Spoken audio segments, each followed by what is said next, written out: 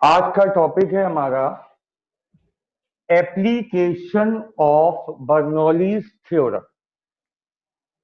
जो Bernoulli theorem हमने सीखी थी उसकी एप्लीकेशन का नाम है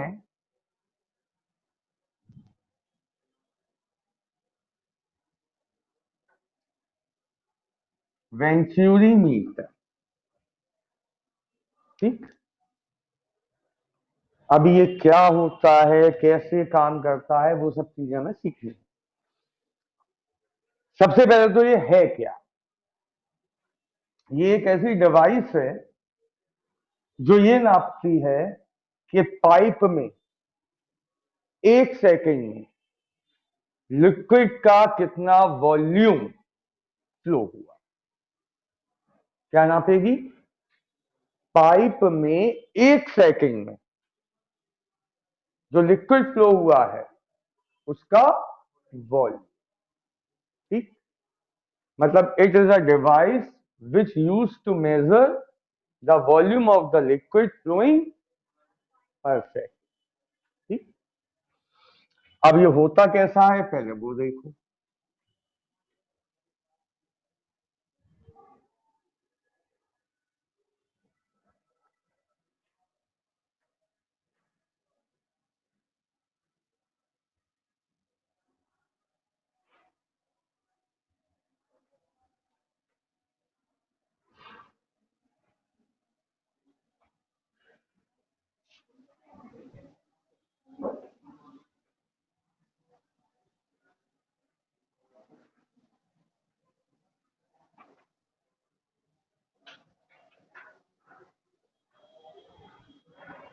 इस तरह का होता है।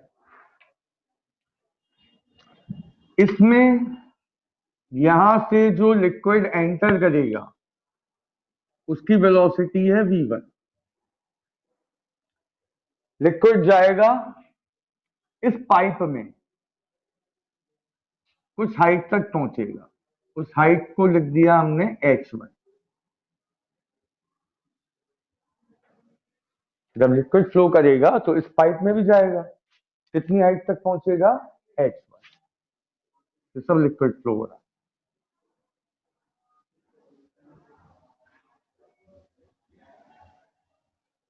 अब यहां पहुंचा पानी, लिक्विड यहां पहुंचा। यहां भी स्पीड क्या v1 रहेगी? नहीं, क्योंकि यहां सकरा हो गया pipe. Area of cross section कम हो गया। जब एरिया ऑफ क्रॉस सेक्शन कम हो जाता है तो वेलोसिटी, मतलब यहां लिक्विड की वेलोसिटी है v2। यहां area of cross section a1, तो यहां area of cross section a2। अच्छा, जब पानी यहां पहुंचेगा तो इसमें भी कुछ हाइट तक जाएगा।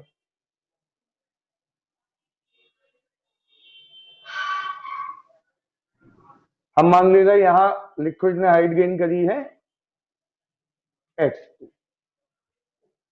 कितना क्लियर है आपको?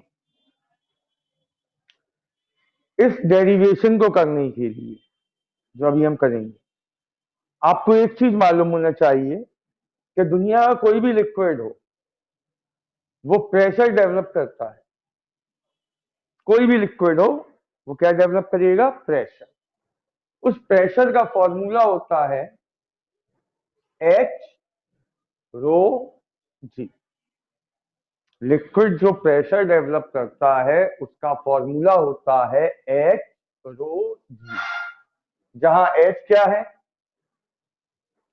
अगर ऊपर गया लिक्विड तो हाइट, और नीचे गया तो डेप्थ। रो जी ग्रेविटेशनल एक्सेलरेशन। ठीक। आई रिपीट, अगर आपको ये डेरिवेशन करनी है तो आपको क्या मालूम होना चाहिए? Pressure develop by the liquid. क्या होता है फॉर्मूला? एच रो जी। अगर लिक्विड ने हाइट गेन करी है तो एच हाइट है, और लिक्विड डेप्थ में है तो एच डेप्थ। क्लियर? कोई डाउट? तो इसे क्या कहते हैं हम? Venturi meter. क्या यूज है इसका बेटा?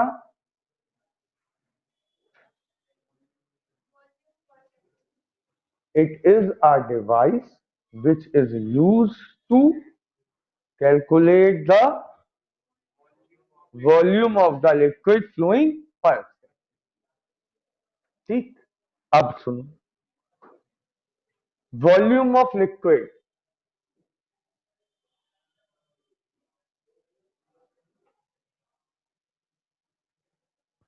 फ्लोइंग पर सेकेंड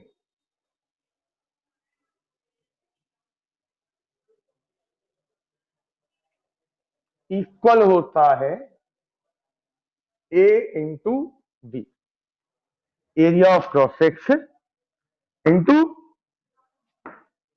ठीक, ये चीज मैं अभी आपको बाद में बताऊंगा, इन लोगों को मालूम है ये।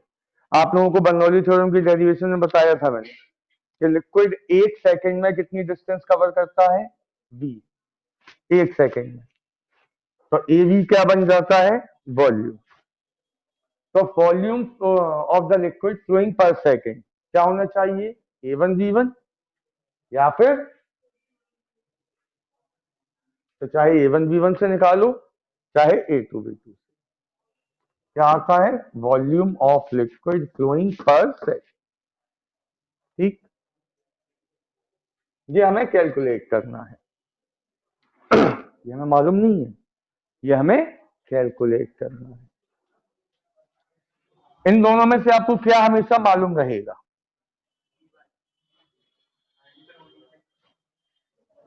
मेरे ख्याल से ये मालूम रहेगा। भाई एक इंस्ट्रूमेंट है, उसमें एरिया ऑफ क्रॉस सेक्शन कितना है ये आपको मालूम होगा, नाप सकते हो आप, क्यों नहीं नाप पाओगे, पानी आगे तो नहीं बताया कितनी स्पीड से बह रहे हैं। तो आपके लिए फिलहाल अननोन कौन है, v, तो हमें इस v को कन्वर्ट करना होगा in terms of A1 and A2 और H1 और H2। भाई इस पूरे इंस्ट्रूमेंट में आपको क्या क्या चीजें नोन है, ये दिख रही है आपको हाइट, ये हाइट दिख रही है, तो ये आपके पास नोन है, ये एरिया ऑफ क्रॉस सेक्शन और ये एरिया ऑफ क्रॉस सेक्शन ये भी आपके पास नोन है।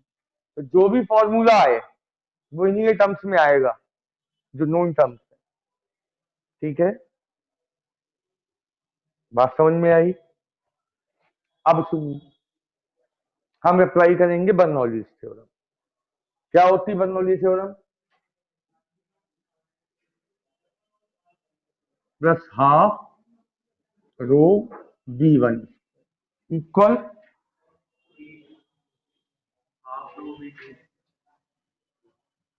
यही होती है।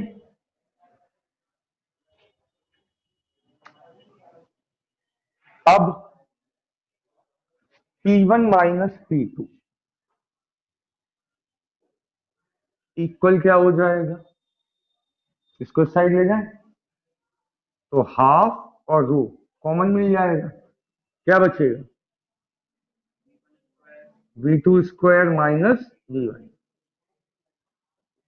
बताइए इतना आपकी समझ में आया, कहीं कोई दिक्कत नहीं। अब सुनो, पहले यहां आ जाओ, हाफ रो, इसमें से हम जबरदस्ती कॉमन ले रहे V1, मिल नहीं रहा, जबरदस्ती हमने कॉमन लिया V1 का स्क्वायर, तो यहां क्या बनेगा, V2 square upon V1 square minus 1। ये मालूम है आप लोगों को, समझ लो फिर भी। जैसे ये है A माइनस बी, अगर हम इसमें A कॉमन ले लें तो क्या बचेगा, तो अगर हम इसमें B कॉमन ले लें,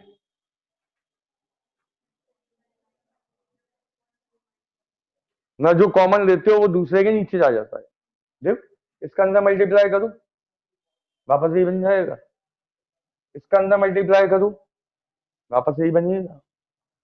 तो हमने जबरदस्ती क्या कॉमन दे दिया, V1 स्क्वायर, ये बन गया। अब सुन, प्रिंसिपल ऑफ कंटिन्यूटी क्या कहती है, किसी को मालूम है प्रिंसिपल ऑफ कंटिन्यूटी क्या होती है, A1 V1 बराबर होता है A2 V2, यही होता है। यहां से V2 बाई V1 क्या हो जाएगा, इसको नीचे लाए तो यहां से A2 नीचे आएगा, A1 बाय A2। ठीक, ऐसा क्यों किया मैंने, अब देखना। ये वैल्यू उठा के यहां रखो, तो अब P1 माइनस P2 क्या बनेगा,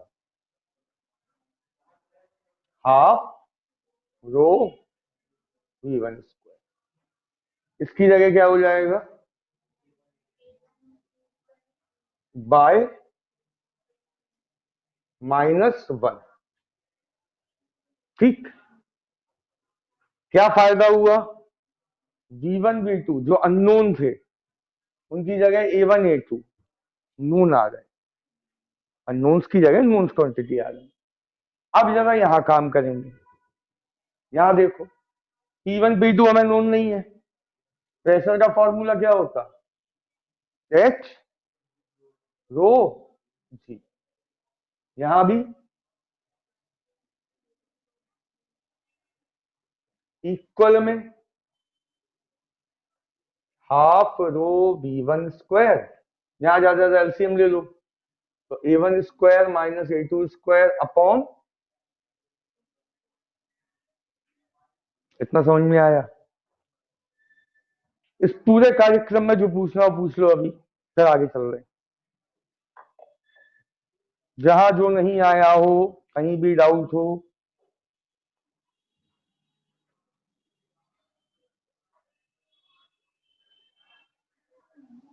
चलो एक बार फिर से देखो। पहली चीज तो ये अपने दिमाग में सेट कर लो कि हमें नोन क्या क्या है, A1 A2 H1 H। ठीक, तो जो भी हमारे आंसर आएगा वो इन्हीं के टर्म्स में आएगा। ठीक है, अब सुनो, हमें निकालना क्या है, इस पाइप में पर सेकंड फ्लो होने वाले लिक्विड का वॉल्यूम। तो पहले तो वॉल्यूम का फॉर्मूला आपको आना चाहिए, area into velocity is volume.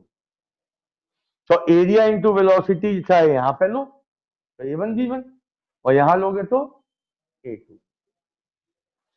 इनमें से कौन अननोन है हमारे लिए, V1। तो हम जो भी कहानी सीख रहे हैं वो सब इसीलिए सीख रहे हैं कि यहां से V1 हट जाए किसी तरह। ठीक, तो हमने उसके लिए क्या अप्लाई किया, बर्नौली थ्योरम।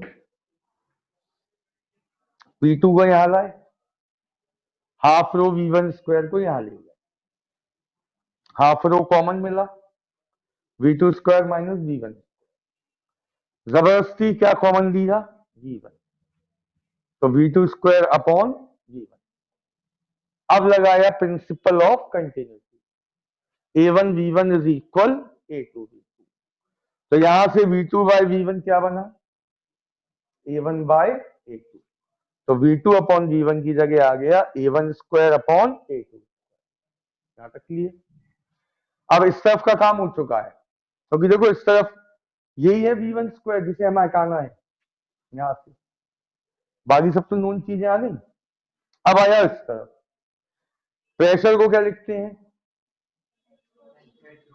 ठीक, इन दोनों में कॉमन क्या मिल जाएगा, जब रोजी कॉमन लोगे तो क्या बचेगा, डायग्राम एरेज कर रहा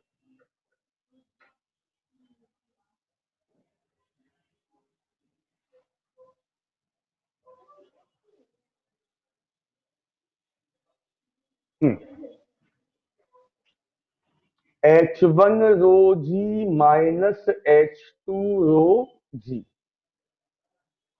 अरे रो जी कॉमन ले लिया तो क्या बचा, H1 माइनस H इक्वल में half rho V1 square A1 square minus A2 square upon A2 square. क्या कैंसिल हो रहा, ठीक, अच्छा, H1 माइनस H2 दोनों आपके लिए नोन है। पहले पाइप में आप पानी कितनी हाइट पर है, दूसरे पाइप में, तो उनको सब्ट्रैक्ट करके जो भी आएगा उसे H मान लें। भाई मान लो एक पाइप में 60 सेंटीमीटर है, दूसरे में 20 सेंटीमीटर है, तो H कितना हुआ, 40 सेंटीमीटर। तो GH2 कहाँ आएगा, यहाँ अपॉन में कौन आ जाएगा, 2GH हो गया, और कौन आएगा ऊपर, A2 स्क्वायर, नीचे क्या आएगा, इक्वल में, इतना क्लियर है, क्लियर है। स्क्वायर से अंडर रूट लगाओ, तो जैसे ही यहां से स्क्वायर हटाओगे पूरे में क्या आ जाएगा, कौन कौन अंडर रूट के बाहर आएगा, केवल ये बाहर आ पाएगा। तो A2 हो गया बाहर आके, अंदर क्या बचा,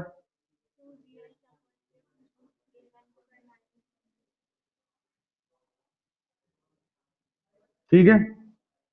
इक्वल में क्या चल रहा, V, कहाँ रखनी थी ये वैल्यू हमें, V1 की वैल्यू कहाँ रखें, यहाँ। ध्यान से देखो, ये सब नोन है आपके लिए।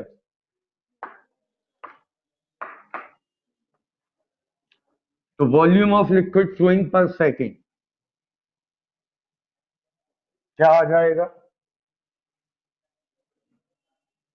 A1, V1 की जगह क्या आएगा, A2 under root 2GH upon,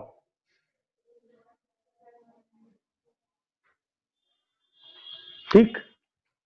तो उस वेंचुरी मीटर में एक सेकंड में लिक्विड का कितना वॉल्यूम फ्लो हो रहा है, उसके लिए आपको किस किस की जरूरत है, नोन, नोन, ठीक। तो तुरंत क्या निकल आएगा, volume of liquid flowing per second. Clear, कहीं कोई डाउट नहीं, नोट्स में है, ठीक। हाँ बेटा, ये तो एक छोटा है, और भी लंबी लंबी डेरिवेशन आएंगे। ये क्लियर हो गया आपको, चलो आगे चलते हैं। हाँ बेटा बोलिए।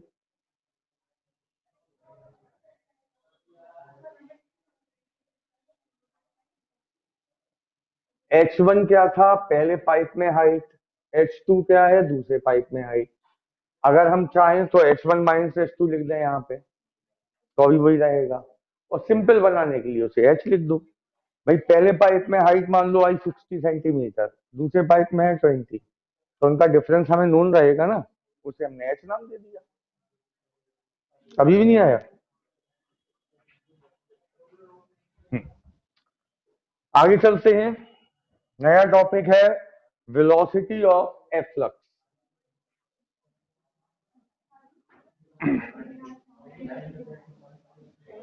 बहुत ही सिंपल सा टॉपिक है एक,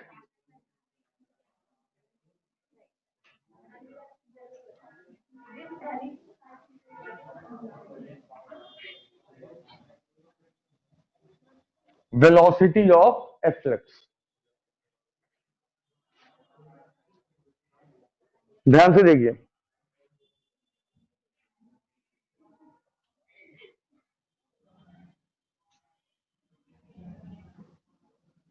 ये हमारे पास एक टैंक है,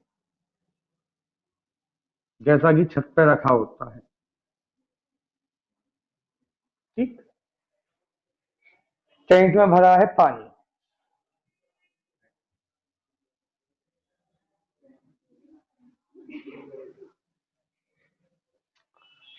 ये जो सरफेस है यहाँ पानी रुका हुआ है, तो काइनेटिक एनर्जी यहाँ कितनी होगी, 0।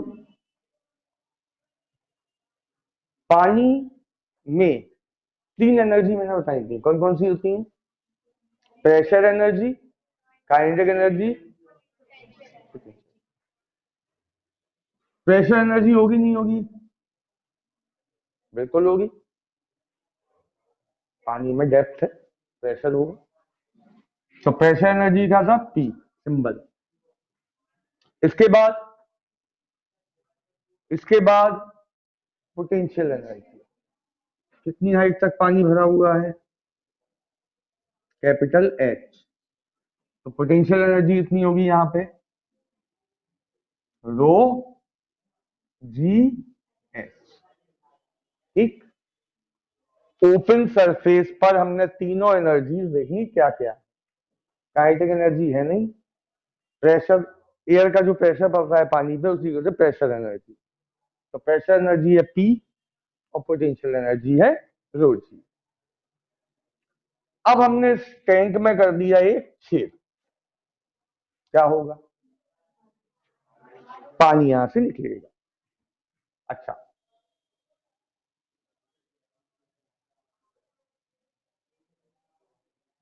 कितनी डेप्थ में जाके छेद किया हमने? स्मॉल एच डेप्थ में जाके। तो कितनी हाइट बची? ठीक, जो लिक्विड यहां से निकलेगा उसकी वेलोसिटी को कहते हैं वेलोसिटी ऑफ एफ्लक्स। जो लिक्विड यहां से निकलेगा उसमें काइनेटिक एनर्जी होगी या नहीं होगी? क्योंकि अब मोशन में आ गया। Half rho we square. ठीक, पोटेंशियल एनर्जी होगी या नहीं होगी? हाइट तो अभी भी है, rho g h minus h. Pressure energy, अभी भी इस पे प्रेशर कौन लगाएगा? हवा। एटमॉस्फेरिक प्रेशर क्या होता है? यहां भी पानी पे प्रेशर कौन लगा रहा है? हवा। हम सब पे प्रेशर कौन लगाता है? एटमॉस्फेयर, जिसे हम क्या कहते हैं? Atmospheric pressure. पी यहां है, पी यहां। इतना क्लियर है? अब मैं अगर बर्नौली थ्योरम अप्लाई करूं तो इस एंड पर क्या होगा? बर्नौली थ्योरम पहले लिख लें, E1 plus half rho plus equal क्या होता था? हाफ रो V2 प्लस, यही थी बर्नौली थ्योरम। वही पढ़ रहे हैं हम, एप्लीकेशन ऑफ बर्नौली थ्योरम। तो बताइए P1 की जगह क्या आएगा? P half rho V1 square की जगह, क्योंकि काइनेटिक एनर्जी 0 है। यहां ठीक, इक्वल में P2 की जगह क्या आएगा? Plus half rho V square plus H minus H. ठीक, कौन कैंसिल हुआ? P से ये P कैंसिल हो गया। तो rho g capital H equal क्या आया? Half rho we square plus rho g capital H minus rho g small h. ठीक, रो जी कैपिटल एच से rho g capital H cancel हो गया, माइनस का रो जी एच यहां आएंगे, equal में। ठीक, रो से रो कैंसिल, तो कुल मिला के v क्या आ जाएगा? Under root 2g।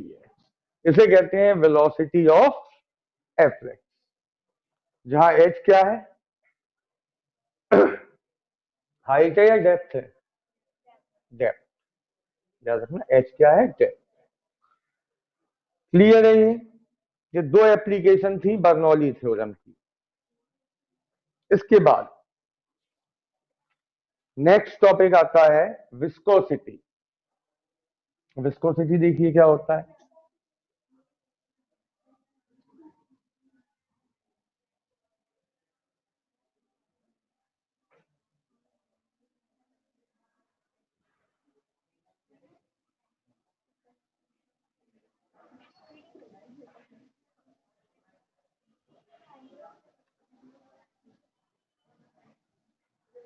विस्कोसिटी बहुत मजेदार टॉपिक है, समझने वाला है। ये बताओ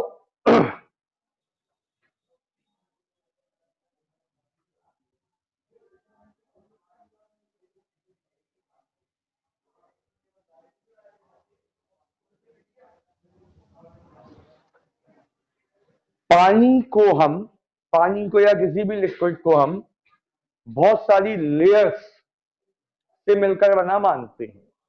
कैसे? देखो, ये कोई भी लिक्विड जो फ्लो हो रहा है उसमें बहुत सारी लेयर्स होती हैं। नदी है जैसे, एक रिवर में ऊपर से लेके नीचे तक बहुत सारी क्या चल रही होती है? वेव्स चल रही होती हैं। इन लेयर्स में से अगर मैं नाम रख दूं A B C D E, इनमें से किसकी वेलोसिटी सबसे हाई होगी? इन लेयर्स में से किसकी वेलोसिटी सबसे हाई होगी? ए की। और ई की? सबसे कम। सोच के देखो, पानी ऊपर ऊपर का बहता हमेशा, नीचे तो कहीं रहता। ऐसा नहीं पूरा पानी एक साथ बह रहा, पूरी नदी एक बार में भाई दूसरी जगह चली गई, तो ऊपर ऊपर का पानी बहता है। मतलब अपर लेयर्स की वेलोसिटी ज्यादा होती है और लोअर लेयर्स की वेलोसिटी कम होती है। अब ऐसा क्यों होता है वो समझिए। जब ये पानी बहेगा, लिक्विड फ्लो करेगा, तो लेयर्स एक दूसरे पर रब करेंगे, लेयर्स एक दूसरे पर रब होंगी। रब होने से क्या होगा? फ्रिक्शन होगा। फ्रिक्शन का काम क्या है?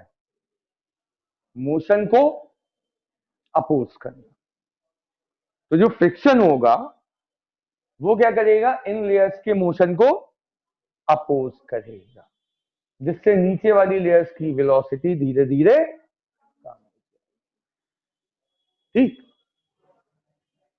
ये जो लेयर्स के बीच में फ्रिक्शन हुआ, उस फ्रिक्शन को कहते हैं विस्कस फोर्स। लेयर्स के बीच में जो फ्रिक्शन लगता है उसको क्या कहते हैं? और लिक्विड की इस प्रॉपर्टी को कहते हैं विस्कोसिटी। समझ में आ रही है बात? तो what is viscosity? When the liquid flows, then the layers rubbed on each other and develop a friction, which is called, due to this viscous force, the velocity of layer decreases, and this property of the liquid is called viscosity. अब जल्दी से बताइए, पानी की viscosity ज्यादा होगी या शहद की?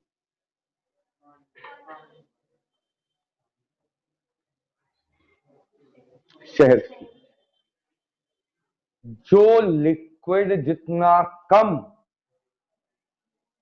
फ्लो कर पाएगा उसकी विस्कोसिटी उतनी हाई हो, मतलब उसके लेयर्स के बीच में विस्कस फोर्स उतना ज्यादा होगा। जब विस्कस फोर्स ज्यादा होगा तभी तो वो आगे नहीं मूव कर पा रहा। ठीक है, तो लिक्विड जितना कंसंट्रेट होता जाएगा उसकी विस्कोसिटी उतनी हाई होती है। बात क्लियर है? अगर आप एक ग्लास भर के पानी फैलाओ फर्श पे और एक ग्लास भर के शहद फैलाओ, तो कौन ज्यादा दूर तक जाएगा? पानी, क्योंकि उसकी विस्कोसिटी सबसे कम होती है। और जैसे जैसे लिक्विड कंसंट्रेट होता जाता है उसकी विस्कोसिटी हाई होती है। ये क्लियर है आपको? अब सुनो, इनके बीच में वेलोसिटी डिफरेंस होगा। इसकी वेलोसिटी ज्यादा, इसकी कम। वेलोसिटी डिफरेंस को हमने लिख दिया, मान लो डेल्टा v, ठीक, अपॉन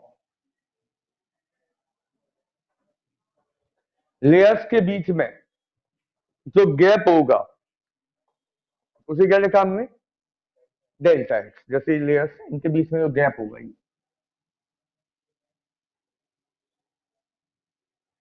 इसकी वेलोसिटी v है, इसकी velocity vb। va minus vb को क्या लिख दिया हमने, डेल्टा। इस पर्टिकुलर रेशियो को एक नाम दिया गया है वेलोसिटी ग्रेडियंट। कई बार एग्जाम में पूछ लिया जाता है कि right the formula for velocity gradient. तो क्या होता है formula, delta v upon delta x. What is delta v? Difference in velocity between two layers. What is delta x? Gap between two layers. Clear ना? आगे चलते हैं। एक simple सा क्वेश्चन है, लिख लीजिए।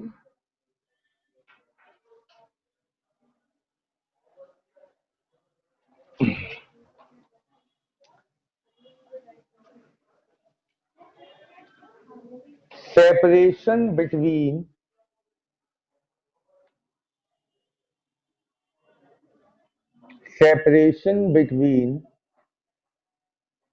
two layers of a liquid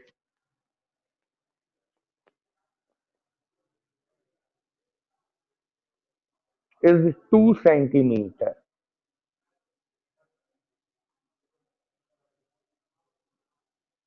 If velocity difference is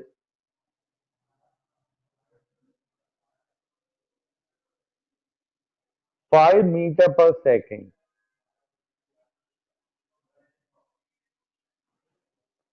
then find the velocity gradient.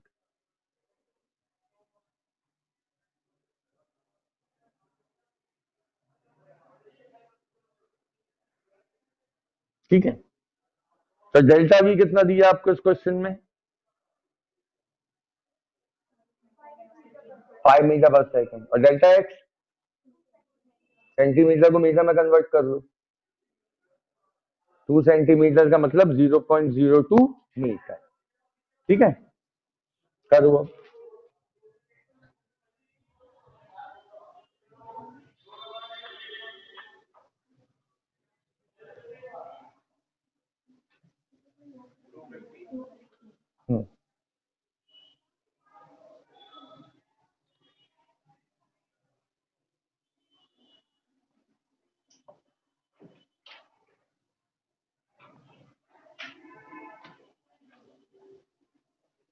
इसकी यूनिट होगी बेटा मीटर पर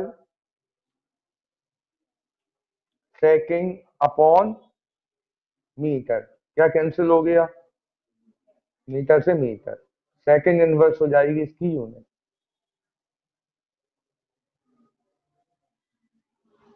तो आंसर कितना आया, 250 सेकंड इनवर्स। ये क्लियर? आगे सुनो, अभी बात खत्म नहीं हुई। ये जो विस्कस फोर्सेस का फॉर्मूला होता है, हो गया, eta A delta V upon delta A. Viscous force का फॉर्मूला है eta A delta V upon delta X. इसमें से आप इस सिंबल को जानते हैं, delta V upon delta X क्या है, ए क्या होगा, एरिया ऑफ कांटेक्ट। लेयर्स का जितना एरिया एक दूसरे टच में आएगा, दैट इज ए। नई चीज क्या है, ईटा।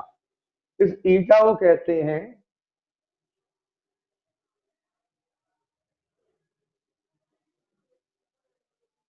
Coefficient of viscosity.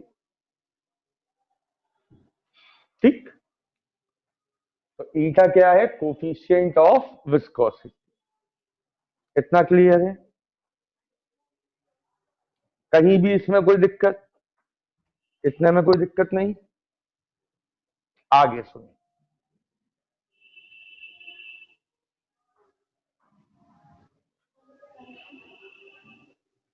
केमिस्ट्री में होगा ये विस्कोसिटी टॉपिक। अब आता है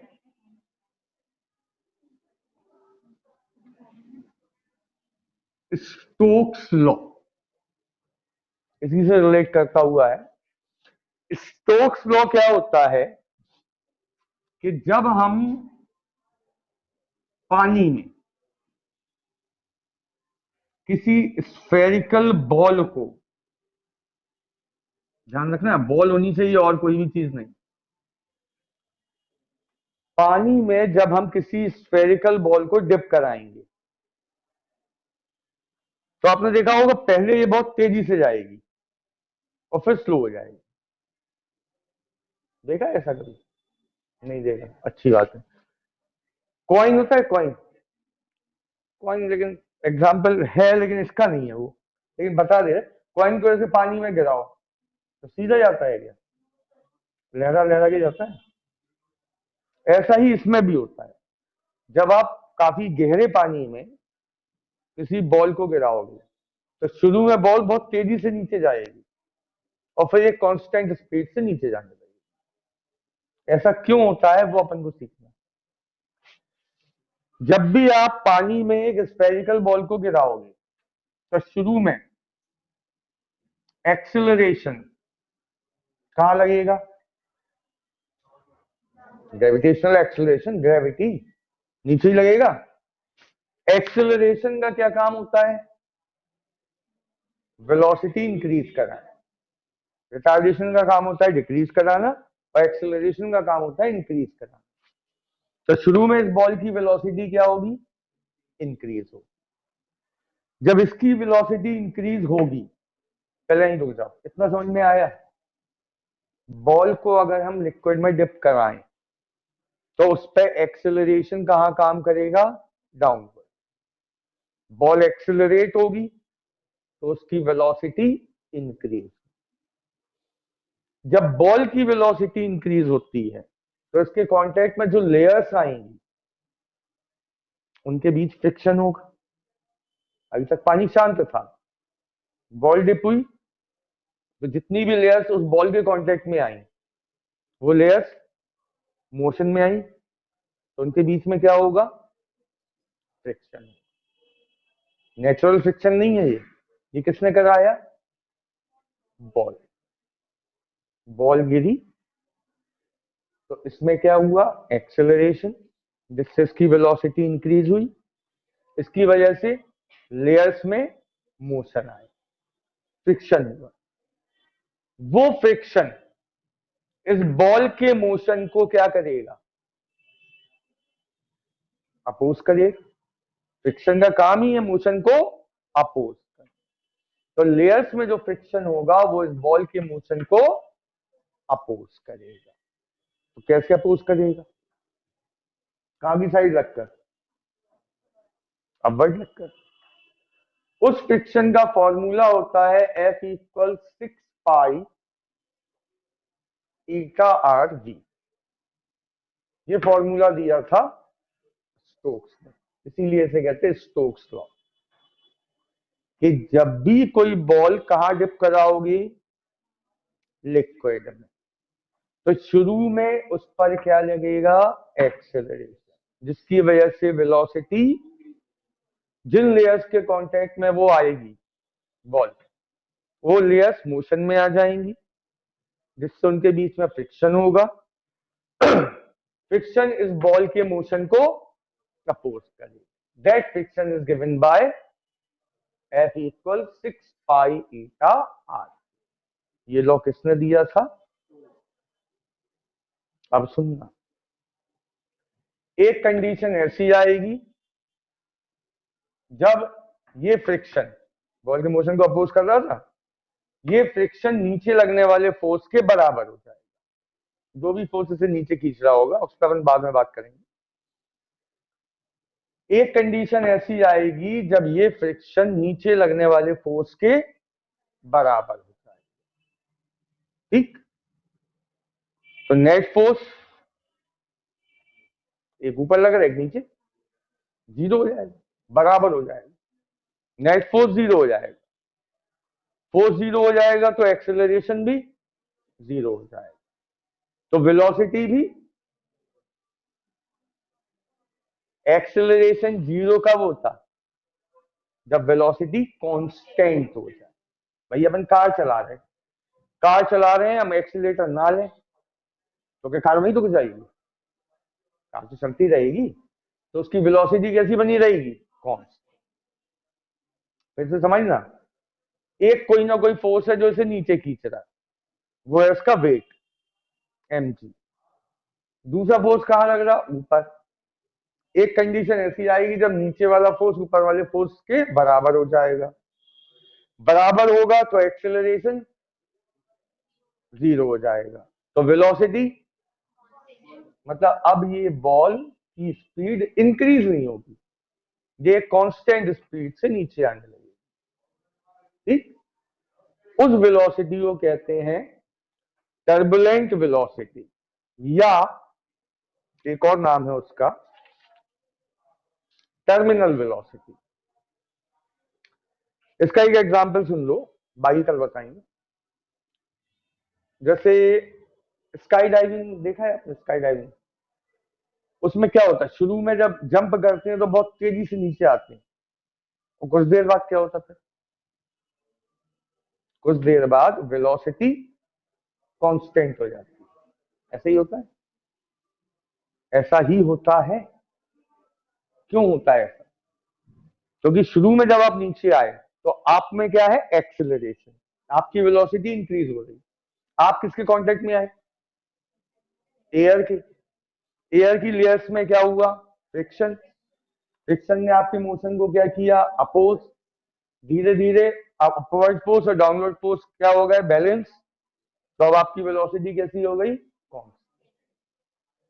समझे बात को, नहीं समझे, सोच के देखो। अगर ऐसा नहीं होता तो ऊपर से जो कूदा है उसकी वेलोसिटी कंटिन्यू इंक्रीज होती जाती, वो पैराशूट खोलता, पैराशूट फट के वो गया, मतलब समझ में आ रही है बात। एक और एग्जांपल से सोच के देखना, बारिश की बूंदें कहां से आती, काफी हाइट से आती।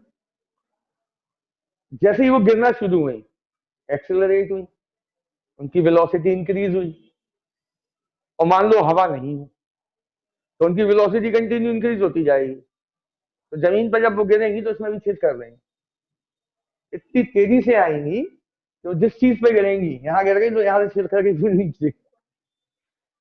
समझ रहे हो बात को। तो कंटिन्यू वेलोसिटी इंक्रीज होती जाएगी, तो उसे कौन रोकता है, ये वाला। अगर एयर में हो रहा है तो एयर में लगेगा ये फोर्स, लिक्विड में हो रहा है लिक्विड में लगेगा। तो एक कंडीशन ऐसी आ जाएगी जब फोर्स बैलेंस हो जाएंगे और वेलोसिटी कांस्टेंट हो जाएगी, तो हम बारिश की बूंदों में रह लेंगे। समझे बात को, बस इतना करो आज, कल मिलते हैं। कल नहीं बेटा, कल ऑफ है, सॉरी, कल ऑफ है बेटा।